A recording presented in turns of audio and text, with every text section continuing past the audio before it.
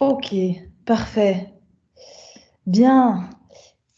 J'ai mis mon micro ou pas? Attendez, oui, ça va, Oui, parfait. Ok, enfin, ce ne sera pas long. Bon, ben, tout d'abord, merci aux personnes qui nous rejoignent aujourd'hui pour cette séance qui se veut une articulation entre les questions relatives au Covid et la plus grande interdisciplinarité possible. Et c'est dans ce cadre-là qu'on a aujourd'hui l'occasion d'inviter deux collègues de renom, puisqu'on a Nathalie Grandjean qui est avec nous et Pascal Vielle. Alors très rapidement, je vais vous introduire et puis présenter la séance suivante qui aura lieu en présentiel, ce qui va être assez exceptionnel probablement, qu'on aura peut-être même des petits sandwichs, on verra. Donc d'abord alors Nathalie Grandjean, tu es docteur en philosophie de l'université de Namur et tes domaines de recherche sont sur le corps et la technologie, l'éthique et le numérique, ainsi que sur la philosophie féministe et de genre et les écoféminismes. C'est entre autres à ce titre que tu as édité les ouvrages Corps et technologie, Pensée, libéralité en 2012, Valeurs de l'attention en 2019 et tout récemment Généalogie des corps de Donna Haraway, Féminisme, diffraction et figuration. Alors depuis 2021, si je ne me trompe pas, tu es membre du CESIR que tu as rejoint à l'Université Saint-Louis pour un projet de recherche FNRS avec notre collègue Bénédicte Zitouni. Et ce projet explore le corps politique de l'Anthropocène, justement. Tu vas nous aider à décrypter le titre du jour en tâchant de repenser l'encorporation, la subjectivation et les temporalités à partir des écrits féministes. Et puis Pascal Vielle, qui ne démérite pas non plus sur tout ce que je pourrais raconter d'elle. Alors, tu es professeur de droit à l'UCL depuis 1998 et tu as travaillé aussi comme chercheuse à l'ULB et à l'Université de Genève, ainsi qu'à l'Institut des études avancées de Nantes. Et à l'UCL, tu enseignes dans différents programmes avec une approche et une perspective qui sont multidisciplinaires, où tu as plutôt une approche critique sur le droit social comparé européen et international. Et donc c'est notamment en te consacrant au thème de la protection sociale, de la gouvernance et du droit social, de l'égalité des femmes et des hommes et du droit et genre, ce qui a tout son sens au regard de la thématique du jour. Et tu es par ailleurs en ce moment euh, là à la direction de l'Institut des études avancées de Nantes. Alors, avec ce superbe programme du jour, on va avoir l'occasion, donc, dans un premier temps, de t'entendre, Nathalie, pendant une petite trentaine de minutes sur Anthropocène et Covid. Et puis, je laisserai directement la parole à Pascal Vielle pour rebondir, réagir. Et puis, j'essaierai d'amener moi-même quelques éclairages avant de laisser la possibilité aux différentes personnes qui nous écoutent de prendre la parole. Vous avez tout à fait l'occasion d'écrire dans le chat aussi, si vous le souhaitez. Je serai attentive aux commentaires que vous laissez et je vous les référerai à toutes les deux, histoire que vous ne soyez pas encombrés par le chat, les mains et les pouces pendant vos présentations. Voilà, je me tais dès à présent et encore merci à vous et merci à Sarah et Eline de l'Observatoire de coordonner ce très chouette cycle de séminaires. merci. Merci. Merci comme d'habitude. Merci pour l'invitation. Je suis très contente, toujours très contente d'être invitée et en particulier par vous. Donc c'est très chouette. Alors, je vais essayer de ne pas dépasser les 30 minutes. Bon, j'ai essayé beaucoup de impacter, donc j'espère que je serai fidèle à ma parole, mais voilà, si ce n'est pas le cas, je vous prie déjà de m'excuser. Alors, le petit résumé que j'avais fourni en son temps, j'ai essayé aussi de le respecter, c'est cette idée de pouvoir croiser les regards sur deux crises en fait contemporaines, la crise écologique qu'on appelle maintenant, qu'on a décidé d'appeler anthropocène, et je reviendrai sur ce mot anthropocène parce qu'il pose une série de questions. Et les questions qu'il pose, d'ailleurs, nous aideront à penser la crise du Covid. Et évidemment, ces crises du Covid-19, voir quelles sont leurs relations. Évidemment, il y a des liens épistémiques, hein, comme je l'écris, anthropocène comme cause du Covid-19 ou pandémie comme symptôme de l'anthropocène, mais surtout, donc ça, je le ferai dans une première partie. Dans une deuxième partie, alors je m'attarderai aux temporalités, en essayant de vous présenter trois types de présents qui nous permettent de faire diagnostic. Donc voilà, ici le plan. Hein. Donc d'abord, ces liens épistémiques entre ces deux crises. écologique et pandémique, le Covid comme symptôme de l'Anthropocène ou l'Anthropocène comme responsable de la crise pandémique, une série de critiques de l'Anthropocène qui nous permettent ensuite de voir comment Covid et Anthropocène sont enchevêtrés dans leur compréhension, hein, avec des choses à la fois communes et des choses dissemblantes. Et donc ensuite un regard croisé sur 3 types de présents qui nous occupent pour comprendre en fait à la fois ces 2 types de crises, mais aussi comment ces 2 types de crises sont tant consubstantielles que dissemblantes. Avec le présentisme de François Hartog, les questions du présent aveugle et le déni d'apocalypse que je reprends chez Jonas et Anders, et enfin la proposition du présent épais que fait Donna Haraway, et puis je ferai une petite conclusion. Voilà le programme. Alors, Covid comme symptôme de l'Anthropocène. Alors, il y a eu quand même pas mal de littérature sur cette idée que le Covid serait le symptôme de l'Anthropocène, serait finalement ce qui remonte, hein, serait, même des auteurs disent finalement la première crise économique de l'Anthropocène. Donc, symptôme de l'Anthropocène avec Scherer en 2020, ou encore Latour qui nous dit finalement le Covid c'est la répétition générale du grand effondrement climatique. Donc, on a cette idée qu'il y a des liens, hein, qui sont à établir, bien que les liens ne sont pas très clairs, puisqu'on a l'impression qu'on est face à des crises qui ne sont pas justement de la même temporalité. À la fois des temporalités qui sont opposées, donc on a le Covid crise aiguë, et puis l'Anthropocène crise structurelle, crise du temps long, et en même temps une certaine similarité, cette idée qu'il y a un point de bascule, hein, ça c'est la théorie, c'est Eva Horn qui apporte cette idée-là, donc il y a un point de bascule, c'est-à-dire il y a une grande latence, il se passe rien, et puis il y a quelques indices, puis d'un coup c'est l'escalade, c'est la bascule et on tombe dans la crise.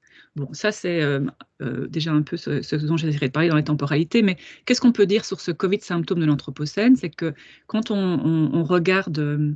Enfin, on prend au sérieux cette idée-là, c'est qu'effectivement d'autres pandémies seraient appelées de toute façon à apparaître dû à l'accélération généralisée à la globalisation, que c'est une occasion de tout remettre en question, hein, c'est un peu ce que dit Latour quand il dit qu'il y a répétition générale, de stopper ce rythme infernal, ouverture vers le monde d'après, donc c'est des choses qu'on a beaucoup lues d'ailleurs et dont on a beaucoup discuté pendant les premiers moments, enfin il y a presque 2 ans maintenant, hein, cette idée que c'était sans doute l'occasion. Cette occasion, elle est suscitée aussi parce qu'il y a une prise de conscience des interdépendances capitalistiques, humaines et non humaines, des vulnérabilités, des inégalités du monde globalisé. L'urgence adressée au Covid doit être similaire à la crise écologique, hein, c'est-à-dire que l'urgence avec laquelle on s'est emparé, on a stoppé une économie mondiale avec cette impression qu'on n'aurait jamais pu, avec cette idée qu'on ne pouvait jamais en fait stopper l'économie mondiale, eh bien si on l'a fait une fois, pourquoi est-ce qu'on ne pourrait pas le faire plusieurs fois ou d'autres fois? Prise de conscience aussi que ces inégalités sociales et de santé qui nous sont apparues durant la crise du Covid doivent être vues aussi sous le prisme de l'Anthropocène. Et donc, inégalités de santé, c'est aussi des inégalités climatiques. Donc, elles sont tout aussi importantes à voir et à être révélées. Et surtout, ça, et là, je m'inscris vraiment dans un héritage latourien, hein, ça montre l'impasse de cette binarité nature-culture qui construit notre rapport au monde, avec cette idée, comme dirait Latour et ses héritières, hein, que les modernes se perçoivent comme des êtres vivants organisés en société sur la nature, et on voit que cette manière-là d'être au monde, évidemment, est dans une impasse. Hein. Donc, voilà, première chose à dire sur ce Covid symptôme de l'Anthropocène. Sur l'Anthropocène comme responsable de la crise pandémique, on peut aussi dire beaucoup de choses, hein, et beaucoup ont été écrits, notamment dans les responsabilités directes et indirectes dans la crise. Bon, j'y reviendrai, mais peut-être avant ça, préciser ce qu'est ce concept d'anthropocène pour qu'on sache exactement de quoi on parle. L'anthropocène, parce que ça a son importance, je pense, dans la manière dont après on va discuter des interactions et des enchevêtrements. L'anthropocène, donc, c'est d'abord un concept stratigraphique, donc un concept qui est pensé par des géologues et qui n'est pas d'abord un concept de sciences sociales. Hein. C'est d'abord vraiment un concept élaboré dans un champ scientifique chez les géologues, hein, qui signale l'impact dommageable de l'activité humaine collective sur les processus biologiques, physiques et chimiques à la surface de la Terre et autour de celle-ci. Donc cette idée qu'on n'est plus dans l'Holocène, hein, cet Holocène qui aurait duré 12 000 ans, et que une série d'événements de temps long d'ailleurs, hein, colonisation, industrialisation, extraction des ressources et urbanisation, marque une rupture avec l'Holocène, et finalement l'Anthropocène montre à quel point il y a à la fois une rupture géologique, mais surtout une rupture qui est provoquée par les humains. Donc ce concept, c'est d'abord un concept qui est forgé par Crutzen et Sturmer en 2000. Il connaît, hein, vous l'avez sans doute remarqué, des débats en n'en plus finir. Enfin, je crois qu'on pourra à présent faire une espèce de carte en état de l'art de toutes les personnes qui peuvent parler de l'Anthropocène. C'est très, très compliqué. Mais ce qui est intéressant à retenir ici, dans notre idée aussi d'impasse de la nature-culture, c'est que c'est d'abord un concept scientifique, un concept géologique, mais il devient un concept de sciences sociales assez vite, et donc il y a quelque chose, si vous voulez, de l'ordre de la fusion ou de l'indétermination entre finalement le statut de ce concept. Alors, c'est pour ça qu'Anthropocène à la fois est intéressant, mais à la fois aussi nous inquiète sur la manière dont on peut en déduire des choses. Donc, Anthropocène responsable de la crise pandémique, oui, bien sûr, hein, et donc il y a beaucoup de papiers aussi sur tous les noms de responsabilités, diminution des habitats naturels, migration forcée des espèces, multiplication des contacts entre humains et animaux sauvages, avec tout le problème des zoonoses, globalisation forcenée. Bon, on voit que effectivement, l'Anthropocène, cette crise écologique dont nous sommes responsables, est évidemment a une part de responsabilité dans la crise pandémique. Évidemment, je ne peux pas en dire beaucoup plus puisque je n'ai pas les outils, mais il y a certainement une responsabilité. Alors, ça, c'est un peu, si vous voulez, le premier tableau qu'on peut brosser. Hein, c'est ce premier miroir avec Covid comme symptôme et Anthropocène comme responsable. Hein. Mais alors, je vous propose d'aller un petit peu plus loin en s'attaquant peut-être d'abord à ce concept d'Anthropocène, pour ensuite voir comment ce concept, que je vous dis, qui est finalement un peu nature-culture, hein, qui est un peu entre les deux, scientifico-sciences sociales, enfin, un concept un peu sulfureux, permet aussi de penser la crise du Covid. Alors, beaucoup de critiques, je vous le disais, ont été adressées à l'Anthropocène comme un grand récit, comme le dit Catherine Larère, c'est un récit signifiant. Hein. Donc, je la cite, l'hypothèse que nous ferons ici est que le succès de la notion d'Anthropocène ne vient pas de la capacité à constater ce qui est la vérité des faits, mais de sa pertinence pour fournir une référence globale à nos actions qui soit susceptible de leur donner un sens. Un récit signifiant, pour quelqu'un comme Descola, c'est à la fois symptôme et symbole de l'échec de notre humanité. Pour Weisbluck, c'est un concept scientifique qui se présente comme une narration normative, eschatologique, un grand storytelling. Et donc, derrière tout ça, si vous voulez, il y a la réinstauration de l'idée d'un télos dans l'histoire, quelque chose qu'on avait oublié. Hein, cette idée d'une raison dans l'histoire, que l'histoire va vers un chemin. Hein. En tout cas, qu'elle n'est pas simplement poussée par une force dont on pourrait définir la responsabilité. Et donc, la tour d'en face à Gaïa nous dit retrouver un sens de l'histoire. En tout cas, l'Anthropocène permet de retrouver un sens de l'histoire qui leur a été enlevé, acquis aux modernes, parce qu'ils avaient pris jusqu'à présent pour un cadre dépourvu de toute capacité de réaction. Hein, c'est-à-dire que, comme il le dira aussi finalement, la nature, en fait, n'est pas une entité passive, mais une entité active. Hein. Donc, il y a, et donc, dans tout ça, la nature fait aussi histoire. C'est aussi une autre critique qu'on peut adresser à l'Anthropocène, c'est cette idée que l'Anthropocène, le récit anthropocène traite l'humanité, l'anthropos comme un acteur d'espèce unitaire, un sujet universel et singulier. Et là, les critiques féministes ont d'ailleurs été assez importantes en disant, vous savez, ce genre, l'universel, on connaît. Hein, l'homme, et donc c'est pas quelque chose, c'est quelque chose qu'il faut critiquer parce que c'est évidemment quelque chose qui du coup voile toutes les dominations, pose un voile sur toutes les dominations possibles. Donc l'imaginaire de l'homme anthropique pose un voile sur les inégalités mondiales et historiques entre les humains qui ont causé l'Anthropocène et continue de structurer la politique mondiale aujourd'hui, et cela conduit à reproduire la violence homogénéisante du colonialisme. Hein. Donc s'il n'y a pas de reconnaissance de l'inégalité de responsabilité face au changement climatique anthropique, ni de l'inégale répartition de l'exposition à ces impacts. Donc l'Anthropocène, si vous voulez, est à la fois remet du sens dans l'histoire, mais ce sens dans l'histoire est naturel. Donc l'Anthropocène se présente comme une évolution téléologique, naturelle, inévitable finalement, avec cette idée que face à la nature, on ne peut rien faire. Hein. Alors ça nous pose évidemment un problème parce que ça dépolitise évidemment la responsabilité des humains face au ravage écologique. Alors d'autres auteurs ont aussi proposé cette notion de capitalocène en disant ce n'est pas l'humanité tout entière qui est à l'origine du réchauffement global ou de la 6e extinction des espèces, c'est le capitalisme industriel, la révolution dite thermodynamique, le technocène, la modernité ou le naturalisme, hein. Donc il faut nommer autrement. Donc il y a aussi beaucoup de travaux, beaucoup de débats autour de comment nommer finalement ce ravage écologique, que l'anthropocène ne serait pas le bon mot, mais capitalocène. Et vous avez aussi eurocène, plasticocène, plantatiocène. Vous avez de multiples variations autour de la possibilité de nommer autrement ce qui nous arrive. Voilà, bon, capitalocène est intéressant parce que il permet quand même de rappeler, sans redevenir, comment dire, extrêmement marxiste, rappeler quand même que le capitalisme pose problème puisqu'il entraîne l'industrialisation, mais surtout, il permet, voilà, de nommer aussi les inégalités qui sont derrière le capitalisme, hein. C'est-à-dire que tous les acteurs du capitalisme ne sont pas égaux non plus face au ravage écologique. Voilà, donc le capitalocène aurait aussi l'avantage de désigner comme responsable le capitalisme fossile et non une humanité soi-disant homogène qui masque les effets nord-sud et autres régimes de domination engendrés par le capitalisme. Alors voilà, on pourrait, si vous voulez, on peut faire, à mon avis, 3 heures sur toutes les critiques qui sont adressées à ce concept et qui nous remettent, qui nous refont penser aussi sur qui est responsable. Parce que finalement, c'est ça la difficulté, de savoir est-ce qu'on nomme bien les personnes responsables quand on dit anthropocène, hein. Alors les féministes disent anthropos, c'est d'abord finalement c'est humain universel, capitalocène, eurocène, c'est plutôt les Européens, plantatiocène, c'est toute la question du début du colonialisme dès le XVIe siècle avec les migrations forcées et la mise en esclavage, la mise en plantation des terres, etc. Donc vous avez un spectre énorme de critiques. On va s'arrêter ici parce que je n'ai que 30 minutes, j'ai déjà la moitié. Mais qu'est-ce qu'on peut dire finalement sur ces deux Covid et Anthropocène enchevêtrés? Ce sont deux, je dirais, concepts nature culturelle, hein.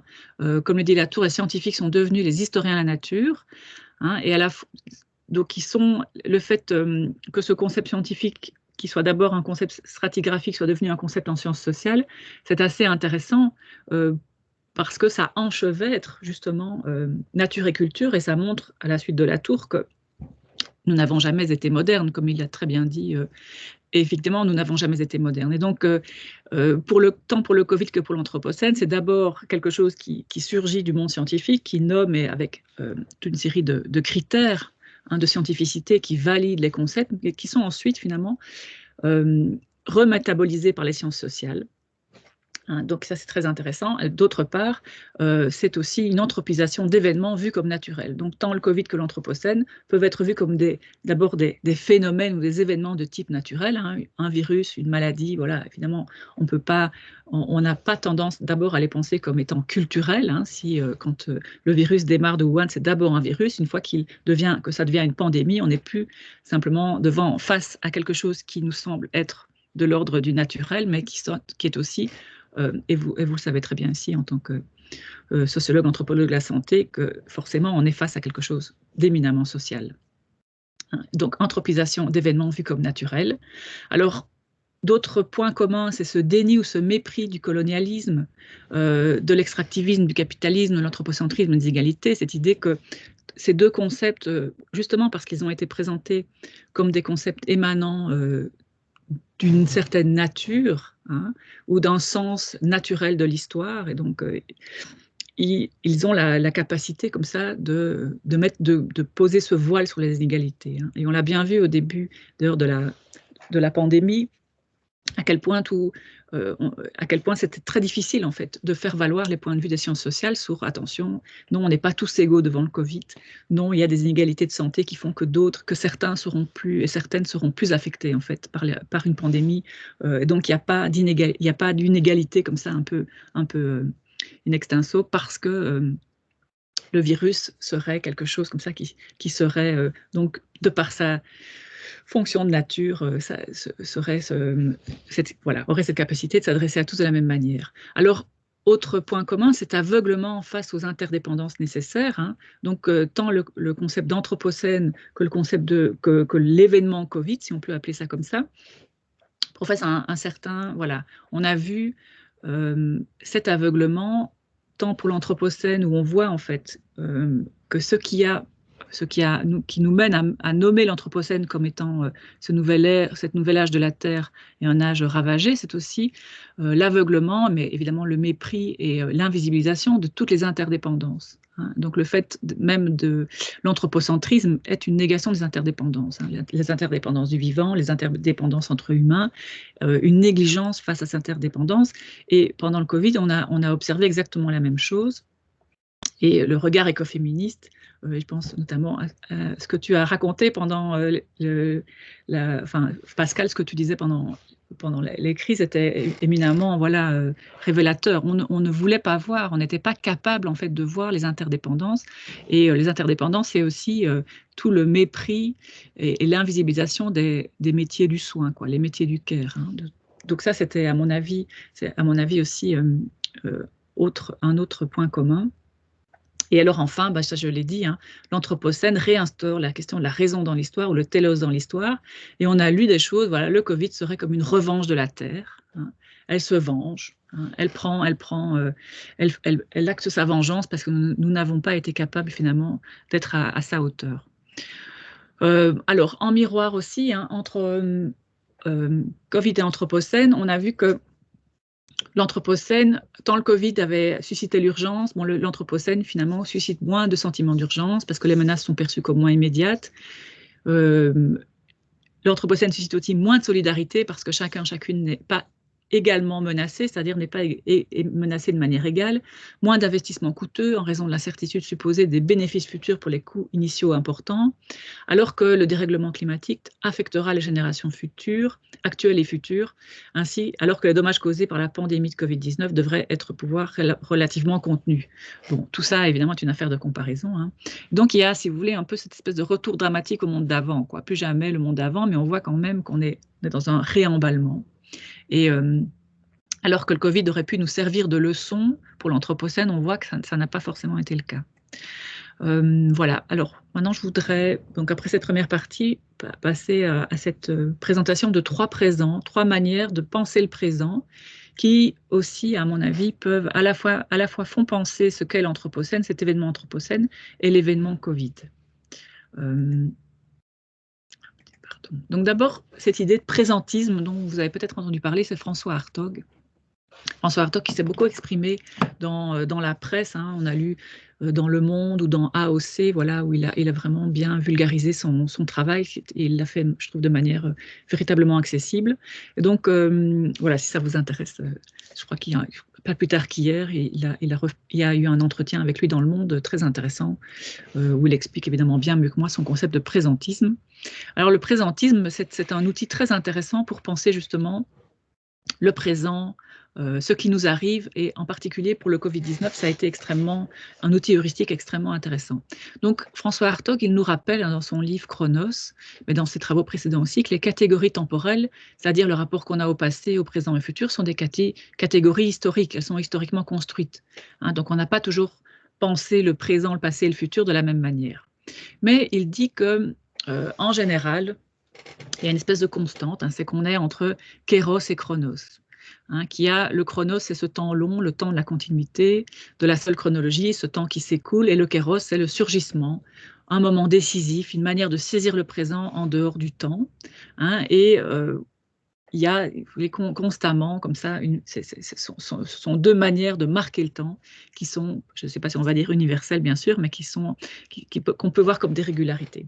Alors, Hartog, il nous dit que le régime moderne d'historicité, il se caractérise, que lui appelle présentisme, il se caractérise par une double dimension d'accélération du temps et d'ouverture vers le futur. Donc le chronos est accéléré, cette ouverture vers le futur, et les kéros sont toujours des accidents, si vous voulez, de ce chronos, évidemment.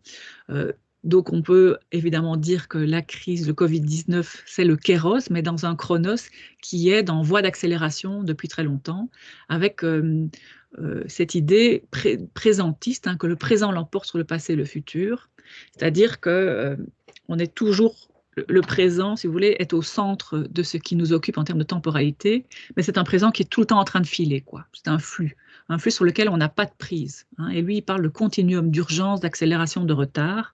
Et c'est vrai qu'on a vu à quel point ce modèle, enfin ce concept de présentisme était vraiment incroyable pour penser ce qui nous arrivait depuis ces 2 ans de pandémie. Hein. Donc, continuum d'urgence, l'accélération des retards, il parle de tyrannie de l'urgence, de forme concentrée de présent, mais un présent qui sans cesse échappe. Hein. Donc, ce n'est pas un présent qui reste, si vous voulez, c'est un présent qui échappe, mais qui en même temps est toujours là. Hein, donc quelque chose, et ça c'est la question de l'urgence, à la fois l'urgence, mais en même temps, dans le cas du confinement, par exemple, de la répétition. Quoi. Donc cette espèce de tyrannie de l'urgence, elle se répète indéfiniment, même quand vous êtes confiné chez vous. Vous êtes à la fois dans l'urgence, à la fois dans cette forme concentrée de présent. Alors il décrit bien les logiques de ce qu'il appelle just in time, hein, et en particulier dans les industries, comme moyen de réduire les coûts, où finalement, tant que le capitalisme, les moyens capitalistes sont stables et certains, on peut s'appuyer sur une logique de just in time, c'est-à-dire, voilà, on peut se dire qu'on va produire des masques vite fait parce qu'il y a moyen, puisque le réseau capitaliste mondial fonctionne bien, globalisé fonctionne très bien. On a vu qu'en temps de pandémie, cette logique de just in time n'a pas du tout été, c'était complètement une impasse, puisqu'on l'a vu avec l'exemple des masques, hein, vous vous souvenez, il n'y avait pas de masque, et donc il y avait une impossibilité, puisque cette logique de just in time, elle s'était imposée comme la seule possible. Voilà, et donc, ce qui est intéressant ici dans ces modèles, hein, c'est que c'est une accélération du temps qui génère toujours du retard. Hein, donc, on a vu, hein, donc il y a toujours, c'est à la fois l'accélération, c'est à la fois du retard, accélération, retard, urgence, etc. Donc ça, c'est le présentisme. Le présentisme est particulièrement, voilà, je trouvais intéressant pour penser le Covid-19. Alors, une autrice, c'est Eva Horn, qui parle, alors elle ne dit pas « elle présent aveugle », là, c'est moi parce qu'elle ne nomme pas exactement la manière dont elle décrit le présent, mais j'ai choisi de le nommer présent aveugle. Elle s'intéresse à cette temporalité des points de bascule dont je vous parlais tout à l'heure, hein, cette idée qu'il y a un temps long, donc on reprend un peu Chronos Kéros, il y a ce temps long, comme ça, un temps de latence, et puis à un moment, on sait qu'il y aura une bascule. Hein, cette idée des points de bascule, cette temporalité-là, elle est assez intéressante pour penser justement les dérèglements climatiques. Hein. Donc voilà, jusqu'à un certain seuil, on sait qu'on reste dans une normalité. Dès qu'on dépasse un seuil, eh bien, on est dans une rivière polluée, par exemple. Hein, dès que vous êtes à un certain seuil, et on voit ça maintenant avec les petits capteurs de CO2 dans les classes ou dans les endroits, ben, dès que vous dépassez un certain seuil, vous devez aérer. Avant le certain seuil, vous ne devez pas aérer. Donc c'est ça, si vous voulez, cette bascule, c'est qu'on accumule, puis à un moment, la bascule se fait et on passe à une autre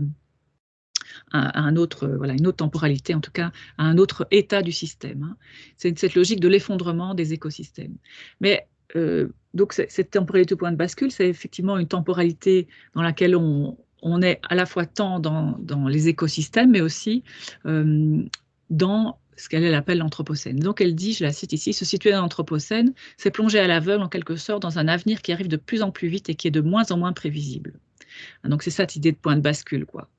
On ne sait pas, en fait, on sait que ça va de plus en plus vite, hein, donc on est dans une logique présentiste, mais de moins en moins prévisible, en fait, on ne sait pas. Hein, le point de bascule, il est imprévisible. Ce qui marque la conscience du présent, c'est le sentiment d'être à un point de bascule, au moment même où une longue période de latence se transforme en une catastrophe rapide. Et donc l'idée d'un point de bascule, hein, c'est une perspective selon laquelle le passé, qui a conduit à la crise actuelle, n'est que partiellement compris, et que la transformation actuelle est un état de flux où nous sommes éloignés des conditions passées, mais nous ne sommes pas encore arrivés à une nouvelle normalité, un nouvel état normal, une nouvelle stabilisation. Et donc, dans le cadre de ce que j'ai appelé pour elle le présent aveugle, hein, donc le présent se caractérise par l'opacité du futur, une impossibilité en fait, de savoir où on va. Et donc, il consiste avant tout à anticiper les bouleversements climatiques, mais sans savoir exactement lesquels. Et donc, quand Horn va parler du Covid-19, elle va dire que c'est une escalade soudaine, une augmentation du nombre des décès, de surcharge des soins de santé, de pression brutale sur les institutions. Et elle dit finalement, le Covid, ce n'est qu'un anthropocène en accéléré. Hein, c'est à la fois modèle et illustration. Hein, et elle reprend du coup toujours cette mauvaise leçon du just in time dont avait déjà parlé Hartog. Et donc elle dit ne pas se préparer à un scénario qu'on savait possible révèle le mode de pensée face à la catastrophe. Et c'est là où moi je trouve qu'elle est très, enfin elle a quelque chose de très andersien, Gunther Anders, hein, qui déjà en 56 avait une vision très, très intéressante. Il disait voilà une impossibilité d'imaginer sa propre fin. Hein, et vous connaissez cette ce slogan de Jameson qui nous dit il est plus facile d'imaginer la fin du monde que la fin du capitalisme. Hein, donc voilà, dans cette logique-là, quoi. Donc une impossibilité d'imaginer le futur. Donc finalement, le futur est bloqué. Hein. Et quand elle dit si le futur est bloqué, donc trop d'options d'incertitude, trop de conflits dans les priorités, fait que en fait, quand le futur est bloqué, on en reste en business as usual. Hein, on reste dans une tentative de prolonger le sans fin le présent dans l'avenir. Hein. Donc, finalement, une autre forme de présentisme, moi que j'ai préféré appeler présent aveugle. Et donc, elle nous dit l'Anthropocène serait une catastrophe sans événement, hein, avec une tentative de gérer l'avenir face à l'impossibilité d'inclure un futur prévisible dans les modélisations. Hein, et à l'inverse, ou en miroir, le Covid, c'est cette catastrophe comme événement. Hein. Ça se présente comme une catastrophe. Alors, elle a une perspective finalement assez éthique, hein, dans son travail qui rejoint, je vous le disais, quelqu'un comme Hans Jonas, hein, une éthique du futur, une éthique de responsabilité, et Anders, qui sont des pensées qui sont assez proches par une heuristique, ce qu'eux appellent une heuristique de la peur. Elle dit il faut non seulement anticiper les changements, mais être prêt à les façonner. Et donc il y a quelque chose ici, je trouve qu'on va trouver chez Horn, et ce qu'il y a déjà chez Jonas et Anders, c'est l'idée qu'il ne s'agit pas simplement d'anticiper les changements, mais d'être prêt à les travailler, à travailler le changement. Donc avoir une action sur l'avenir. Hein. Il ne s'agit pas de prolonger le présent, mais de le laisser derrière soi de manière consciente et contrôlée. Donc elle prône une gestion du futur autoréflexive qui tient compte des échelles de temps plus vastes et de futurs plus imprévisibles, donc avec beaucoup plus de difficultés évidemment. Et elle nous dit qu'il faut être à la fois prêt à saisir la multiplicité des futurs possibles et en même temps de faire l'aveu de l'incomplétude de nos connaissances. Hein, donc ça, il y a quelque chose. Alors, ce qui est intéressant, je trouve, par rapport aux militances écoféministes, en tout cas écologistes, et je pense à Greta Thunberg. Vous voyez, Greta Thunberg, c'est quelqu'un qui dit je ne sais pas si c'est de l'espoir dont nous avons besoin. Ce dont nous avons besoin, c'est de l'action. Et c'est grâce à l'action que nous aurons de l'espoir. Et donc, on doit inverser. Et alors, c'est ça aussi qui se passe, à mon avis, dans cette reprise de chez Jonas et Anders de Horn, de se dire, il faut inverser, en fait, la manière dont nous positionnons par rapport à l'avenir. Hein. Donc, l'avenir doit être travaillé. Donc, c'est par l'action. Alors, j'en arrive à la fin. Bon, ça, je n'ai pas encore... Voilà, vous voyez, je suis un peu en retard quand même, mais j'ai plus trop de slides, j'ai plus qu'une dernière chose à dire. Donc, troisième type de présent, le présent épais chez Donna Haraway. Donc, Sandrine, tu as dit, hein, j'avais travaillé sur Donna Haraway, donc je ne peux pas m'empêcher quand même souvent de faire référence à ses travaux. Bon, et oui, ça s'inscrit dans le cadre évidemment aussi de mon projet FNRS, mais ce qui est intéressant avec le présent épais de Donna Haraway, c'est qu'elle va ce présent épais, elle va le présenter comme une alternative à l'Anthropocène, justement, hein, cette proposition du Ch'tulucène, ou présent épais. Donc, pour elle, ça veut dire, pas que ça veut dire la même chose, mais c'est deux manières de nommer une alternative à l'Anthropocène. Alors, ce qui est intéressant dans cette proposition du présent épais chez Donna Haraway, il essaye de contourner les effets de la temporalité passée-future, qui nous font exister dans des ruptures incessantes et qui nous amènent plutôt à l'inaction en nous désimpliquant. Vous voyez toujours ce rapport à l'action. Il faut cultiver plutôt une temporalité de l'épais. Le Ch'tulucène est un maintenant qui a été, qui est toujours et qui pourrait encore être. Le Ch'tulucène est sans relâche un espace-temps diffracté. Bon, je vous explique de manière un peu plus claire parce que je sais qu'Haraway, c'est pas toujours... Enfin, ça ne se donne pas comme une évidence.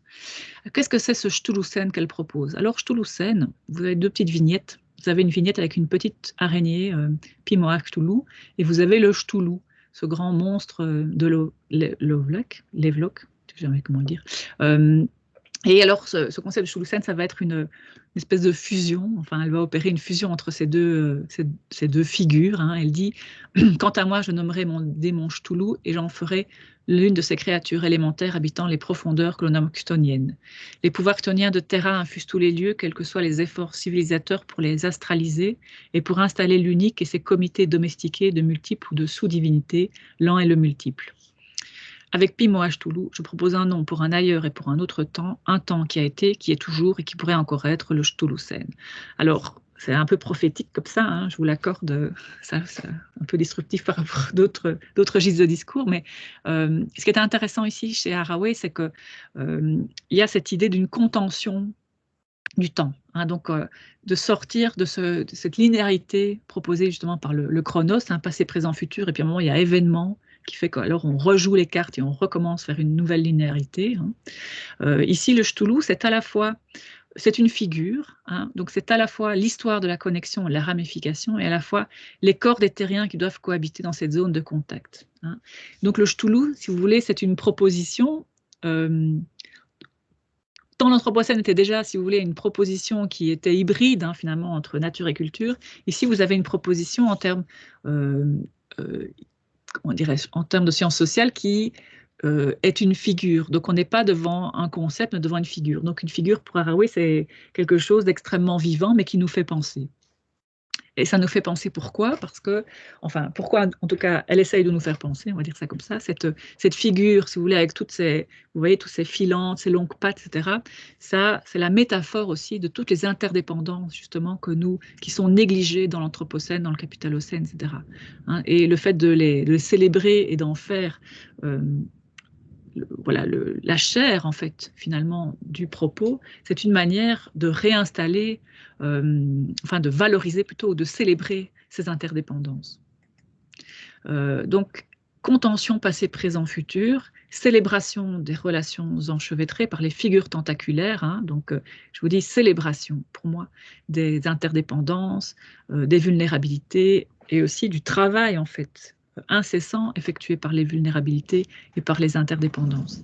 Alors, je la cite de nouveau, mon Cthulhu-Sen, même encombré de termes grecs, enchevêtre une myriade de temporalité et de spatialité, d'entités en assemblage intraactive, incluant le plus qu'humain, l'autre qu'humain, l'inhumain et l'humain comme humus. Donc il y a aussi une volonté, pour se situer dans ce débat autour de l'Anthropocène, hein, de se situer finalement à l'écart ou de manière un peu ironique et à la tangente de tout l'ensemble de critiques qui est proposé à l'Anthropocène. Hein, c'est-à-dire, oui, c'est vrai, au Capitalocène, c'est intéressant, au Plantatiocène, c'est intéressant, mais Cthulhu-Cène, c'est peut-être une proposition qui permet de penser les temporalités autrement, quoi, de ne pas simplement s'intéresser à qui est responsable, hein, puisque je vous disais, cet ensemble de critiques essaye à tout prix de savoir qui est responsable finalement, et ces critiques sont évidemment très importantes, mais ici, chez Haraway, c'est pas forcément la question de savoir qui est responsable, n'est pas la seule issue possible en fait à la résolution de ce problème de l'Anthropocène.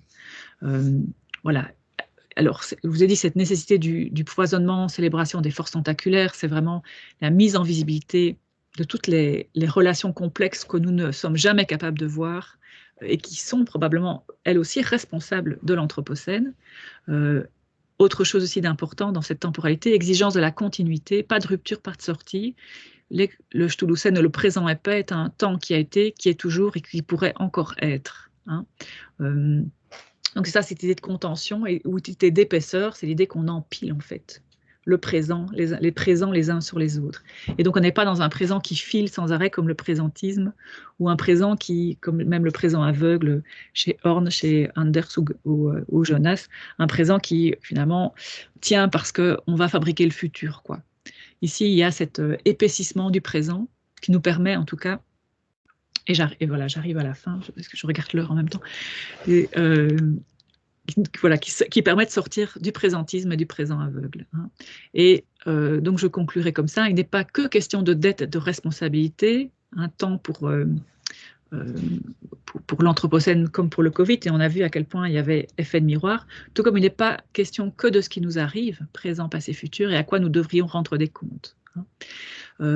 Mais il faut bien plutôt épaissir ce qui est en train de se passer, prendre conscience des échelles de temps plus vastes et des futurs plus imprévisibles, Et donc c'est ça, cet épaississement, hein, c'est de se dire dans le présent dans lequel je suis, les échelles de temps sont très très vastes, les futurs sont imprévisibles, les points de bascule sont...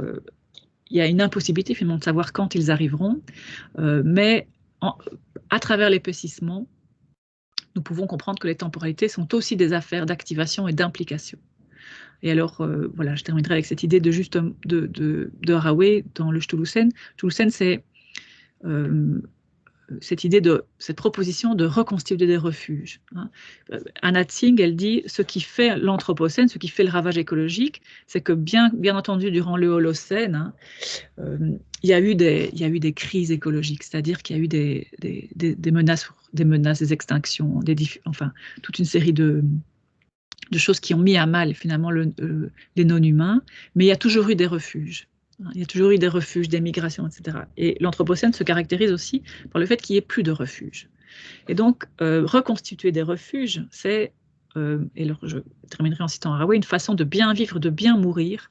Dans le Stulusen consiste à unir ses forces pour reconstituer les refuges, pour rendre possible un rétablissement partiel et robuste, une recomposition biologico-politico-technologico-culturelle, apte à inclure le deuil des pertes irréversibles. Donc, cette idée aussi, cette insistance sur le bien vivre, le bien mourir, c'est aussi un appel à un autre type de temporalité, quoi. Pas simplement la question du ravage écologique, c'est pas simplement comment bien vivre, parce que là, s'arrêter juste simplement à la vie, c'est continuer justement dans le présentisme et continuer à être dans le déni de sa propre fin, quoi.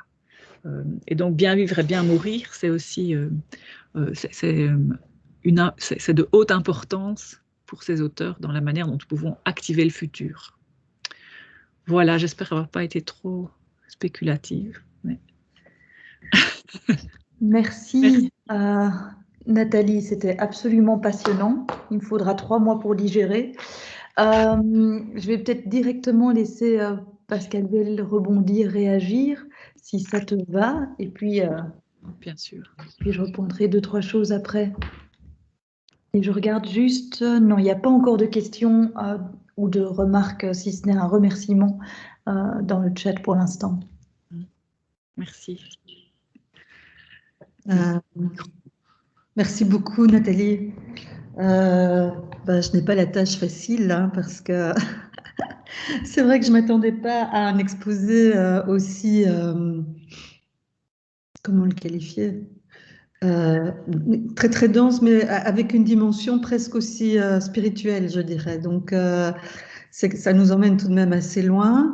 Et ça fait évidemment écho à toute une série de réflexions qui sont les miennes, mais que j'aborde de manière infiniment plus pragmatique, plus concrète.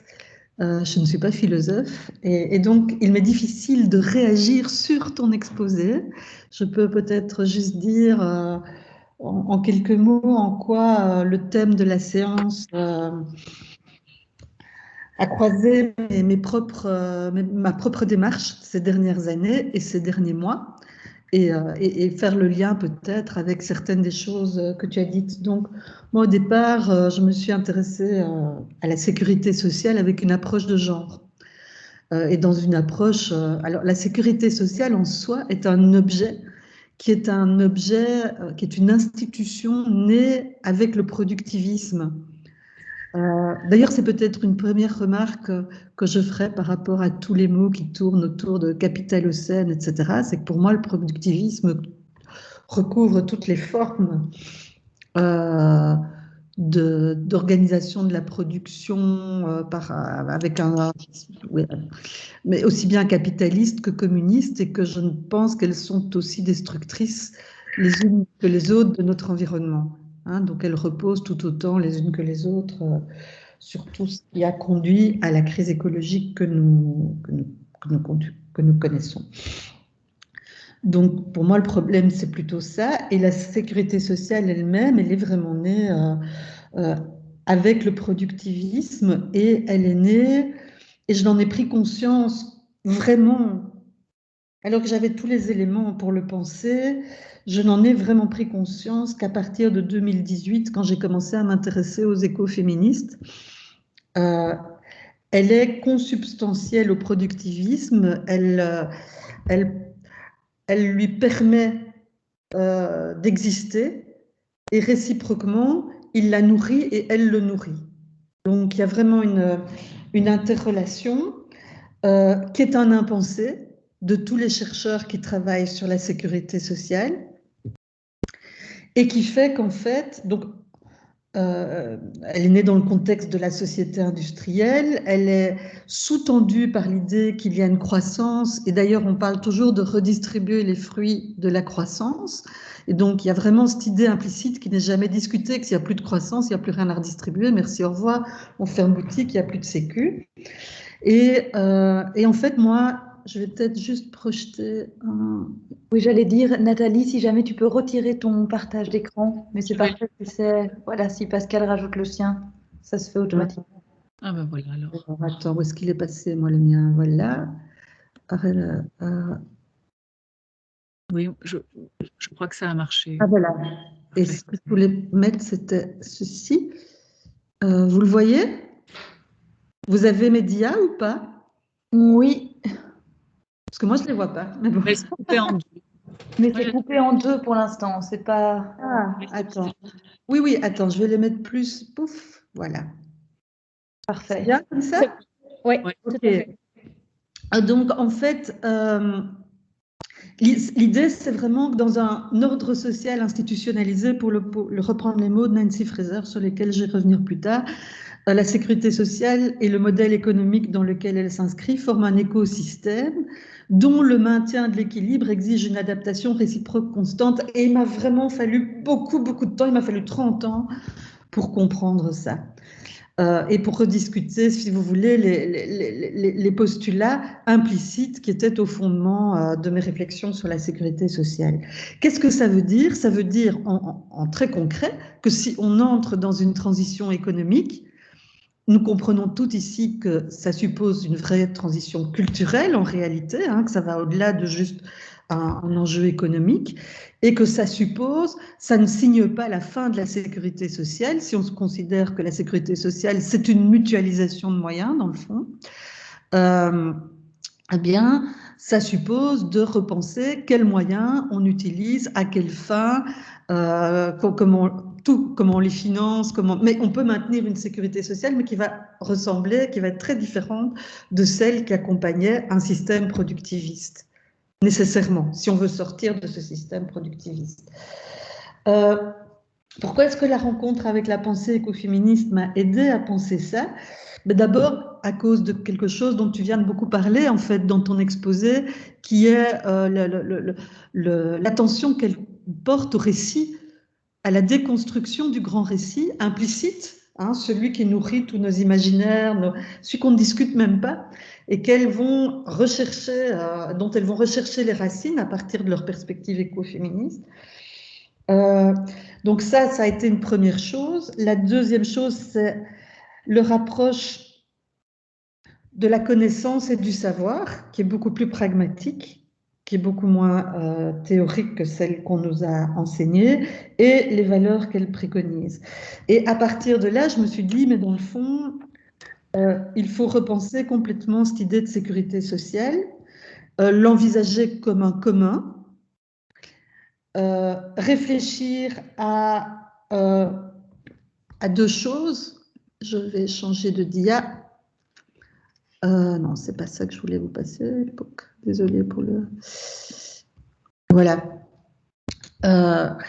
C'est à la fois transformer notre mode de production.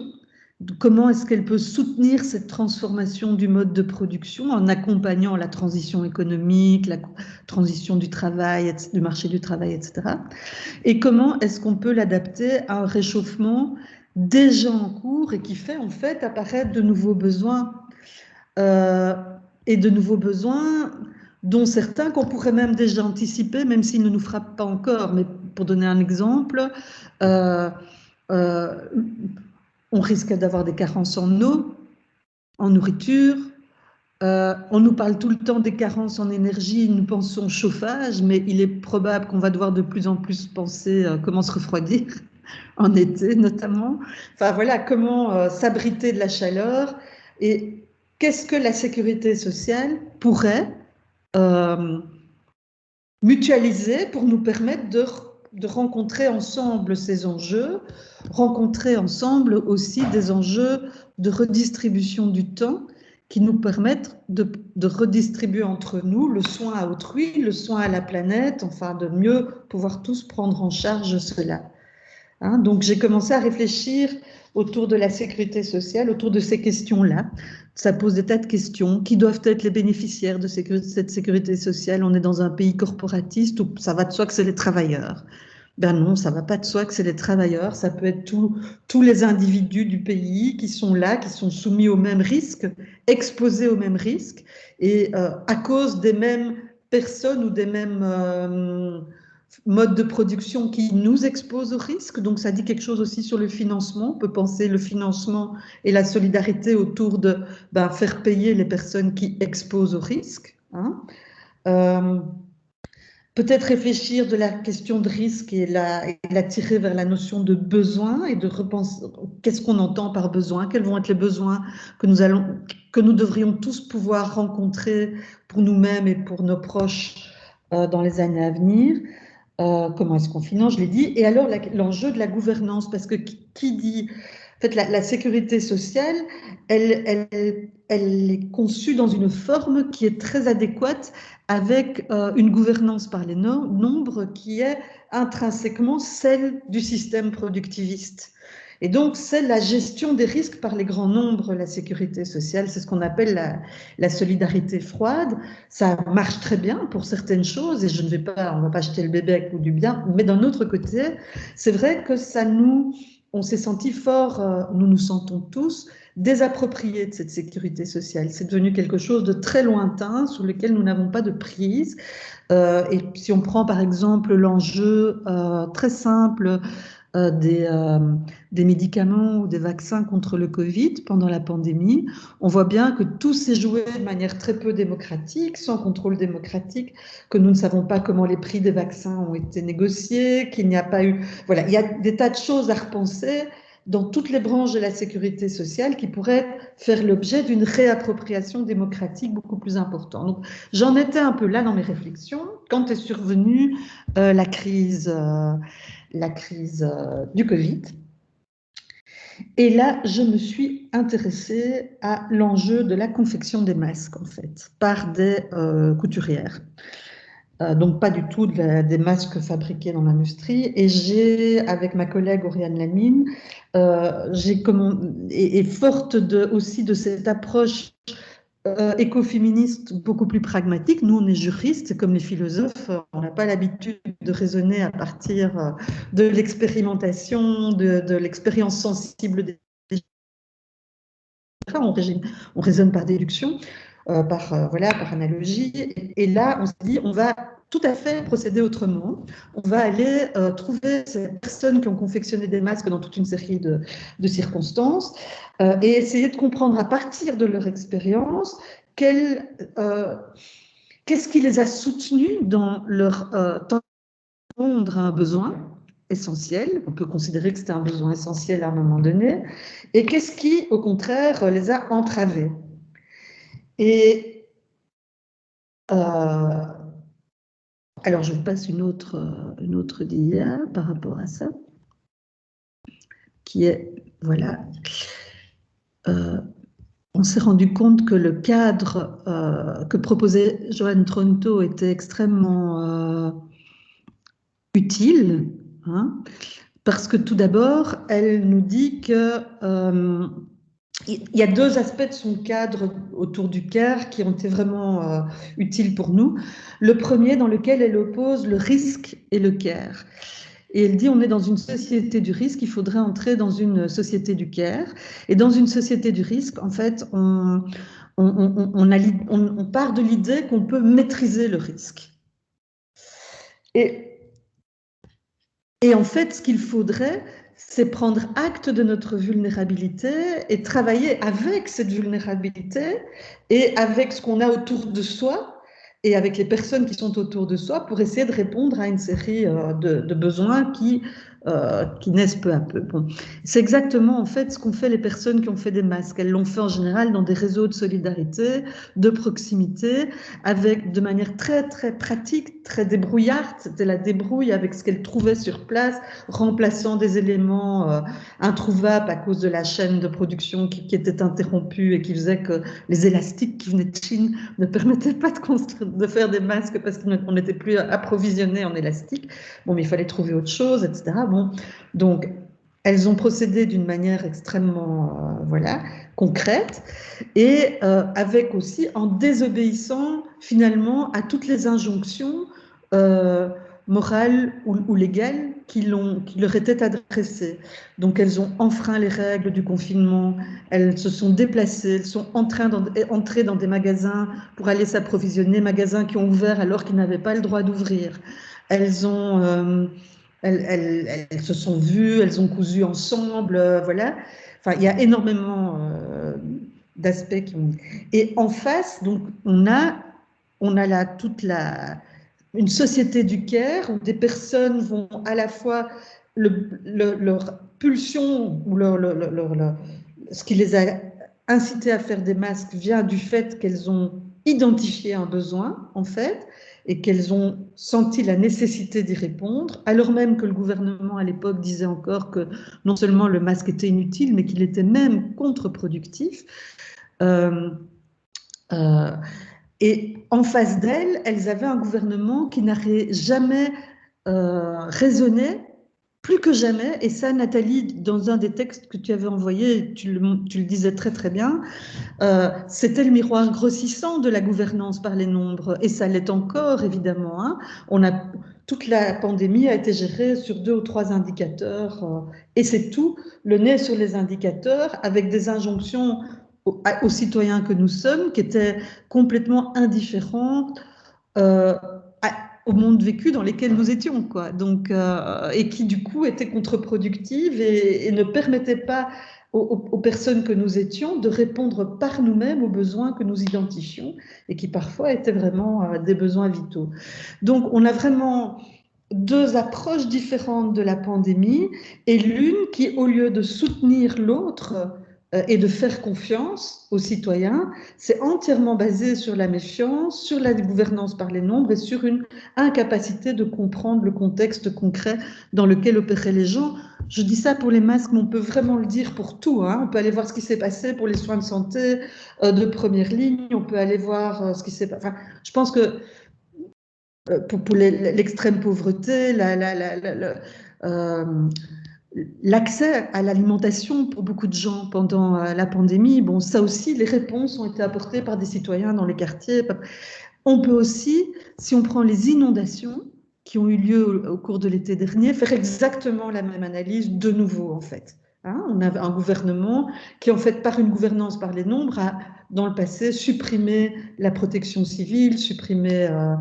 voilà. Et puis au moment où ça arrive, il dit aux citoyens, et la première injonction était « Ne venez pas sur les lieux, vous allez déranger, laissez les secours arriver. » Et en fait, les secours ne sont jamais arrivés.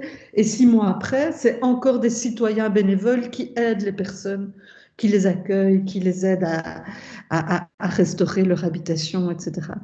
Donc on a d'une part... une gouvernance basée plus sur l'approche ex post versus la prévention et une gouvernance basée sur le risque versus une approche basée sur les besoins. Et un autre aspect de Joan Tronto qui est évidemment très utile, c'était d'approcher la manière dont se sont impliquées et investies les personnes qui ont fait confectionner les masques à partir des 4 dimensions du care qu'elle a identifiées. Je n'ai pas vraiment le temps de développer, mais c'était vraiment très utile. Donc en fait, Joan Tronto, elle était super utile pour, à partir de cet exemple très concret, pour donner une grille de lecture pertinente, très heuristique, une grille de lecture genrée, manifestement, et on peut déployer la dimension de genre dans une infinité de dimensions quand on va vraiment voir les détails concrets de ce qu'ont fait ces personnes pendant la pandémie. Mais je trouve qu'elle est beaucoup plus compliquée à mobiliser quand elle dit Politiquement, normativement, je voudrais une société qui met le care au cœur de son projet politique. Et une fois qu'on a dit ça, on a peut-être tout dit, mais on n'a encore rien fait. Et c'est là que je trouve que ça devient extrêmement compliqué. Pour plusieurs raisons. La première, c'est que la dimension de care de toute une série des fonctions qui s'exercent sur le marché du travail, comme les soins de santé, qui sont indispensables et qui le seront de plus en plus dans les années qui vont venir, hein, ne se laisse pas saisir par les codes d'une société de production de marché, en fait. Voilà. Tout ce qui est soins, attention, la dimension, voilà, charge mentale, charge affective, attention à l'autre, caring about, caring for. C'est très, très compliqué dans une société qui a toujours, par exemple, payé le salaire à l'acte, enfin, en identifiant la succession des actes qui sont impliqués, mais qui ne permet pas de valoriser le salaire par rapport à de l'affectif, par rapport à de l'attention. Hein. Donc, c'est très compliqué. D'autre part, un des enjeux les plus fondamentaux, c'est tout de même toutes les tâches de care qui, elles, ne sont pas du tout sur le marché pour le moment.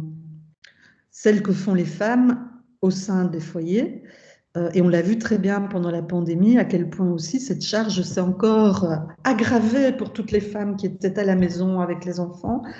Et là, comment fait-on? Est-ce qu'on doit, comme je l'ai fait pendant 25 ans hein, de ma vie quand je réfléchissais sur genre et protection sociale, est-ce que l'enjeu c'est de réfléchir à la meilleure manière de valoriser financièrement ce travail, qui ne doit pas être un salaire domestique. Hein. Moi, j'avais pensé à des tas d'autres solutions, mais ce soit externalisé, soit donner des congés parentaux, soit que sais-je.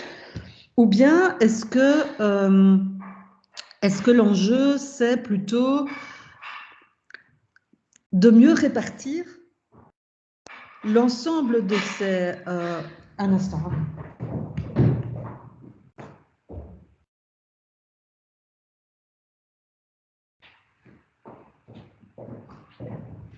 Le travail à distance à la maison, voilà.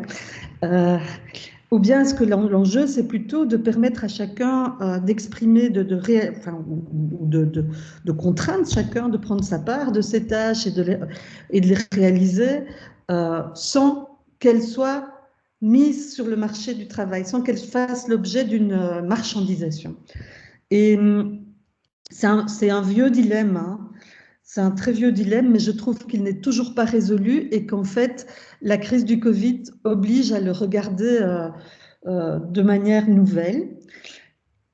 Si par exemple, je regarde ce qui se passe dans la maison où j'habite, il y a, outre moi, 1, 2, 3, il y a 5 personnes qui sont là, ou tout le temps, ou très souvent, et je suis la seule qui prend ma part et un peu plus de tâches domestiques. Donc, qu'est-ce que je fais ? Je prends une personne en titre-service qui vient d'Amérique latine, dans mon cas, et voilà. Donc, d'une manière ou d'une autre, je reproduis des modes d'exploitation que, quelque part, je dénonce aussi. Donc, où est l'enjeu ? Est-ce que l'enjeu n'est pas plutôt que chacun dans la maison prenne sa part ? Je ne sais pas comment y arriver, mais ce qui m'a...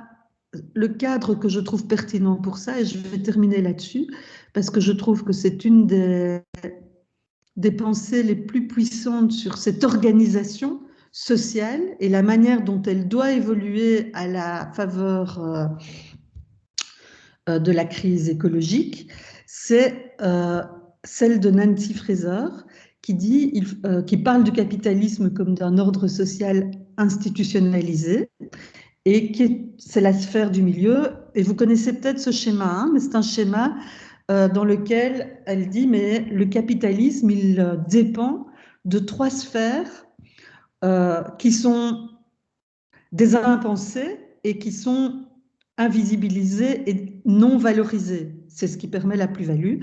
Et donc, c'est d'une part toute la sphère de la reproduction, c'est tous les enjeux appréhendés par le genre, sous l'angle du genre, toute la question de l'exploitation de la planète, et puis tous les rapports de pouvoir politique, qu'ils soient nationaux, transnationaux, coloniaux ou post-coloniaux. Et elle dit, en fait, ce capitalisme, sa tendance naturelle est de s'étendre de plus en plus à ces trois sphères, à les coloniser, à les marchandiser. Et donc, ce faisant, il scie quelque part, quelque peu, la branche sur laquelle il est installé. Et les luttes contemporaines, dit-elle, elle appelle ça des luttes frontières, se situent chaque fois sur la sphère entre le capitalisme et ces autres, et ces trois sphères. Et c'est par exemple les luttes féministes qui concernent la reproduction sociale, les luttes écologiques qui concernent l'écologie, la planète, et les luttes coloniales, postcoloniales, etc., qui concernent le troisième cercle. Alors, quand on voit ça, on se dit, mais dans le fond, comment repenser, et pour moi, tout l'enjeu et tout le nœud aujourd'hui, il est là, comment repenser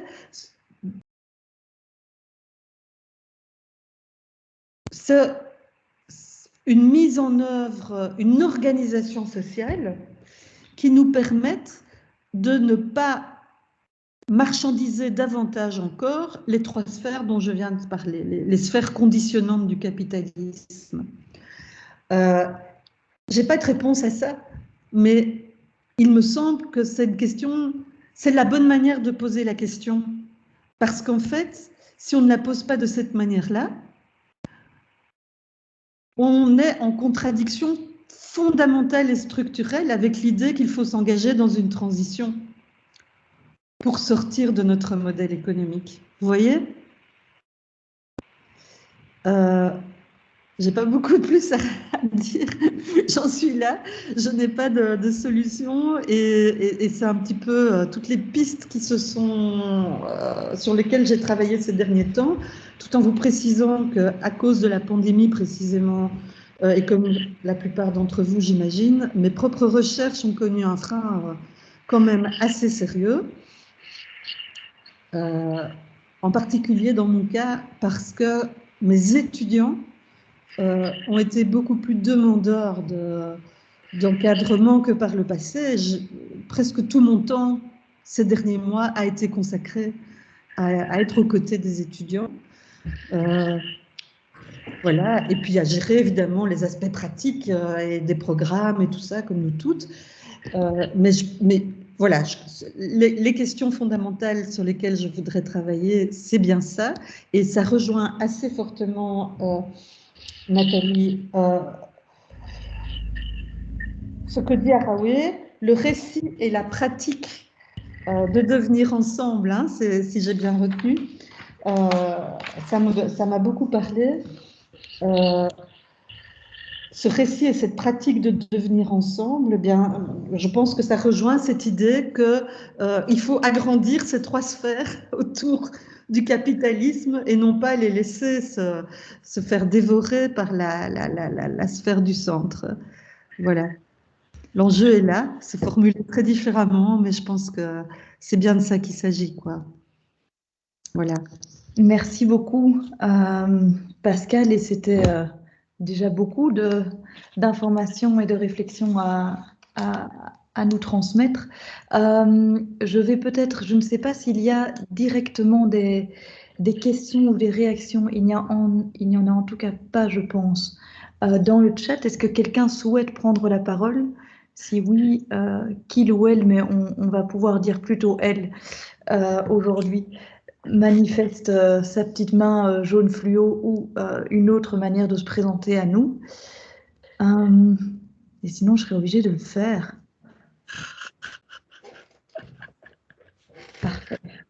Je savais que ça allait se passer comme ça. Bien.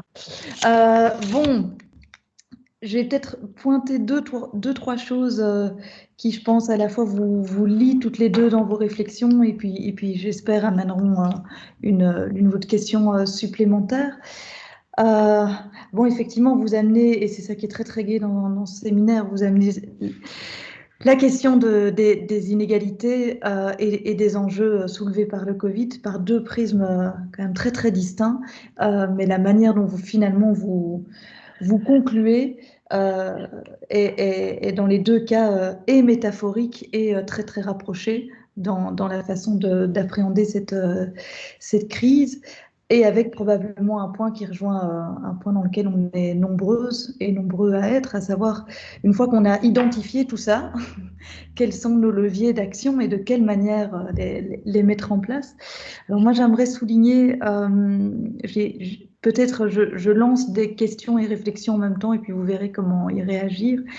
En premier lieu, toi, Nathalie, tu as repris en utilisant le temps comme traducteur aussi de cette crise.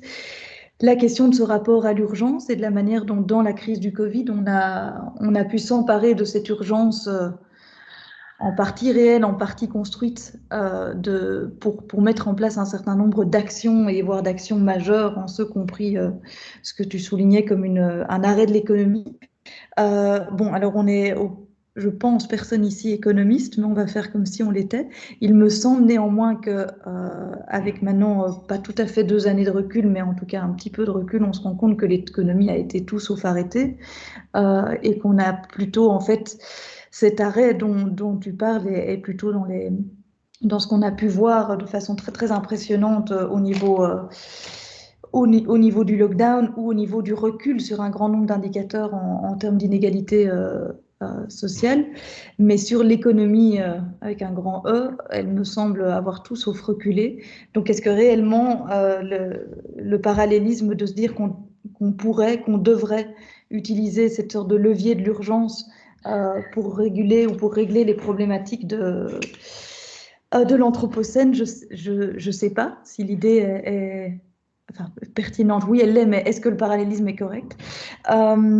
Ensuite, j'avais envie de revenir sur la question de l'espace et des temporalités. Alors c'est vrai que moi, c'est un truc qui m'est apparu très très tôt à l'échelle tout à fait expérientielle, mais je pense que c'est un peu tout comme ça qu'on a construit nos réflexions dans ce Covid, sur le fait que j'ai l'impression qu'avec le Covid, c'était d'abord ces deux points-là qui avaient été touchés, l'espace et le temps.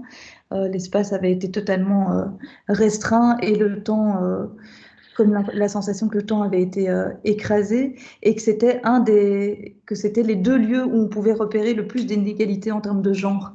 Que là où ça donnait l'impression d'avoir dans un premier temps été potentiellement un levier d'émancipation, de pouvoir rester à la maison, de pouvoir adapter son temps de travail, de pouvoir, etc., etc. Ce que tu soulignais, j'ai beaucoup aimé. J'ai l'impression d'être dans un présentéisme écrasé depuis 2 ans. Et je ne cesse de lutter en me disant, est-ce que c'est vraiment moi le problème ou est-ce qu'il y a un problème ailleurs qui a été ajouté parce que je ne m'en sors pas? Et je trouve que c'est effectivement cette notion de présent épais que je ne maîtrise pas du tout, mais donne au moins l'impression qu'il y a de nouveau un petit peu aussi d'aération à penser le temps.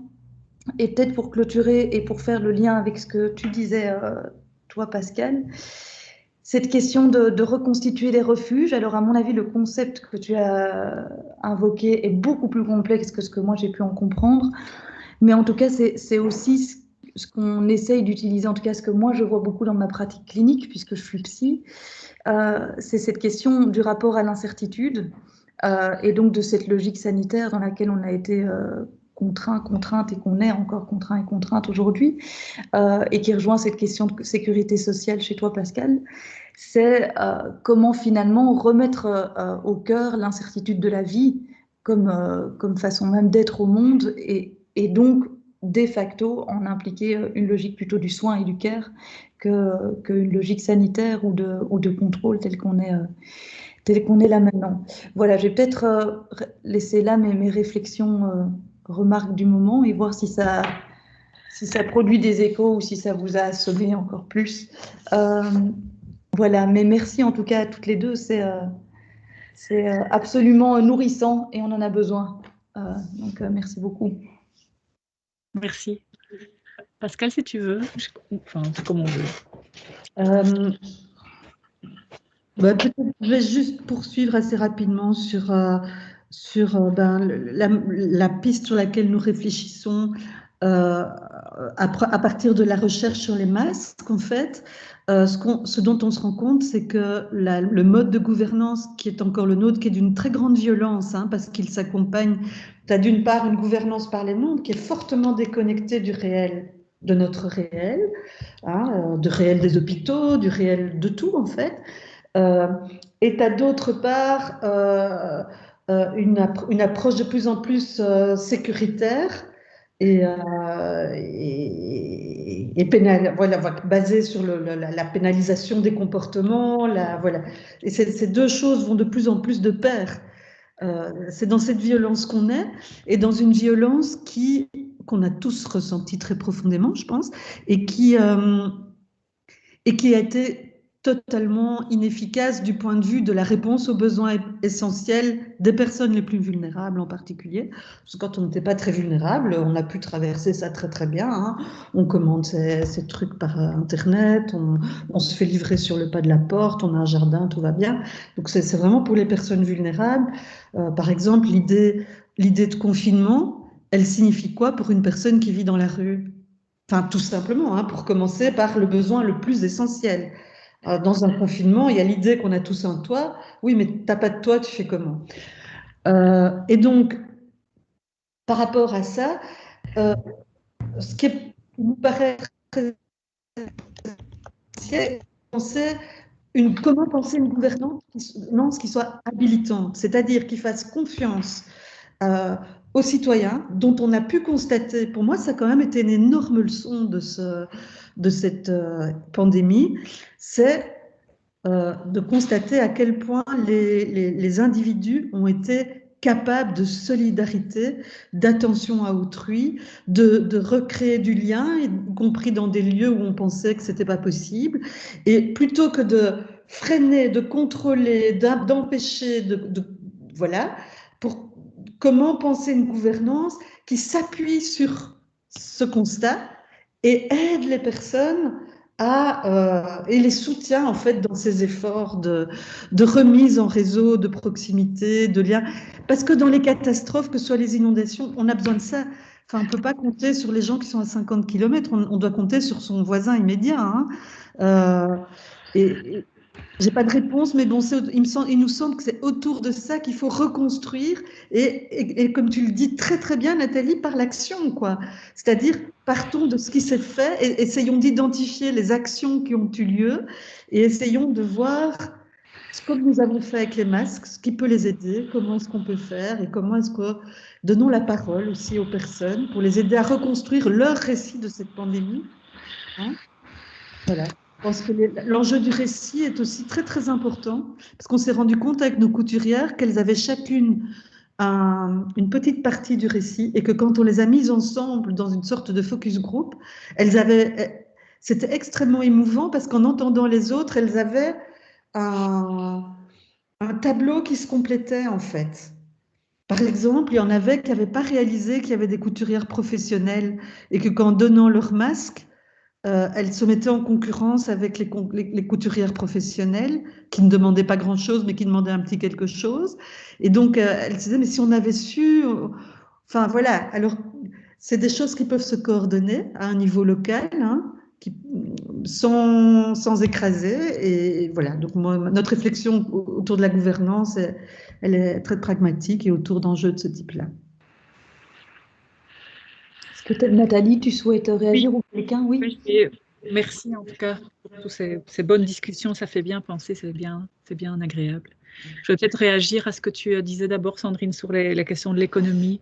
Alors c'est vrai qu'il y a quelque chose de paradoxal, à la fois on a quand même mis à l'arrêt des choses qu'on n'aurait jamais pensé mettre à l'arrêt avant, mais en même temps ça ne s'est pas vraiment arrêté, hein. Donc je suis assez d'accord avec toi, et en particulier j'ai lu un petit livre qui s'appelle Les capitalismes à l'épreuve de la pandémie de Robert Boyer, qui est un livre d'un économiste. Donc moi, l'économie, je crois que c'est la chose que je comprends le moins bien au monde, et j'ai tout compris. Donc voilà.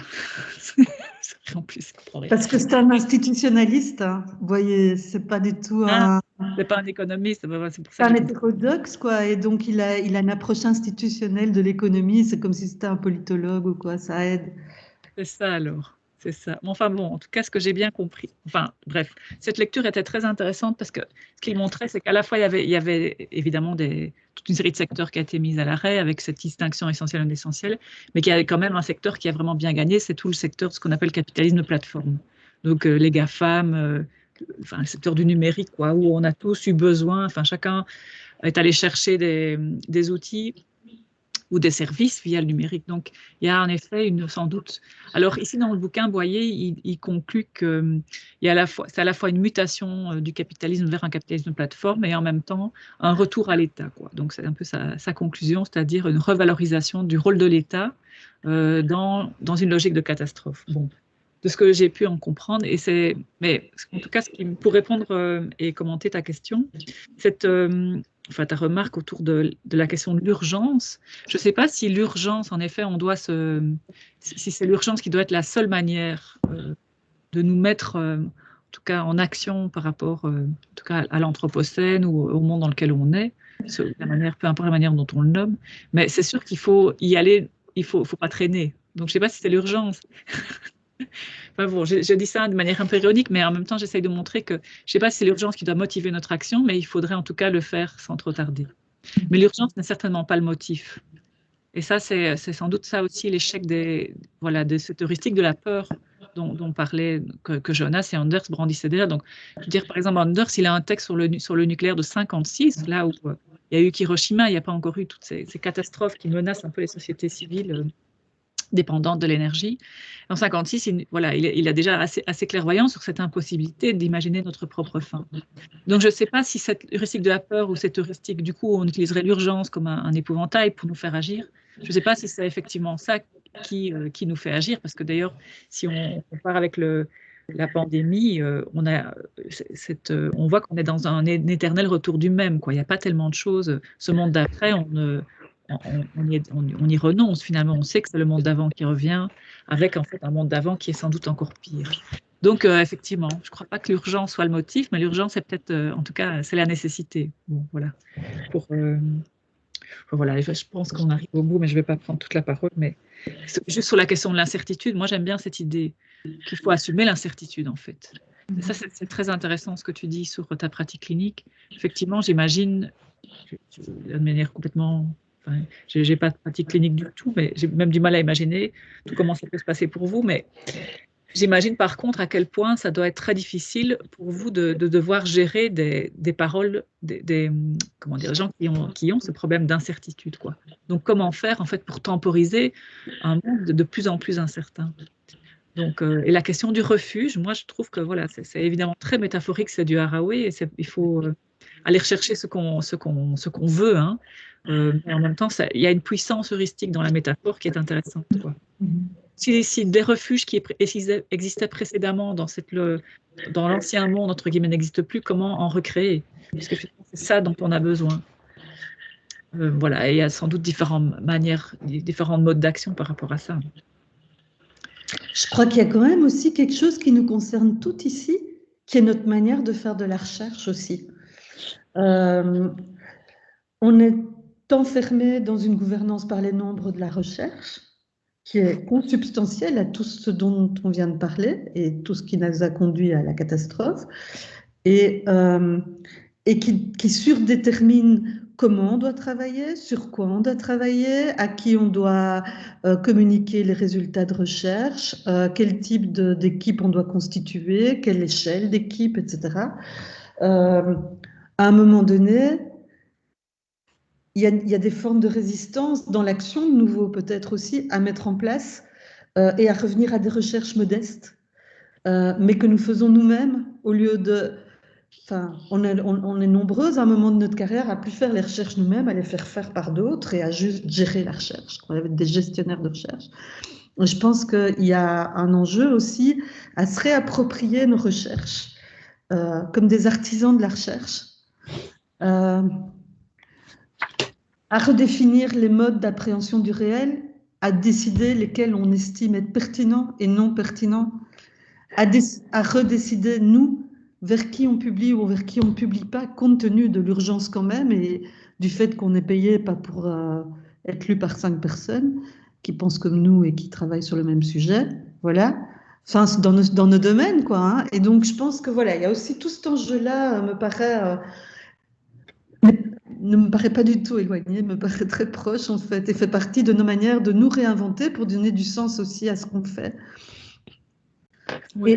Et construire ces refuges, en fait. C'est pour ça que je pensais à ça. Oui, tout à fait. Merci. Est-ce que quelqu'une veut réagir avant qu'on ne clôture? Sachant qu'on a 2 minutes de retard, mais c'est encore autorisé. Oui, Charlotte? Oui, bah après, bon, je ne veux pas trop dépasser, et je ne sais pas, mais c'était la réflexion par rapport au temps et au présent, et là, ce sentiment d'urgence qu'on a. Je crois que le Covid, quand même, alors tu as parlé de présentisme, hein, avec d'accélération du temps, Nathalie. Je me demandais s'il y avait des dialogues avec notamment Hartmut Rosa. Oui, hein, ok. Sur l'aliénation et l'accélération. Et en fait, cette accélération, et là, le Covid, on l'a vu. Enfin, je veux dire, ça a été incroyable, la rapidité à laquelle il a été identifié, il a été séquencé. On a eu des tests de dépistage et puis derrière des vaccins.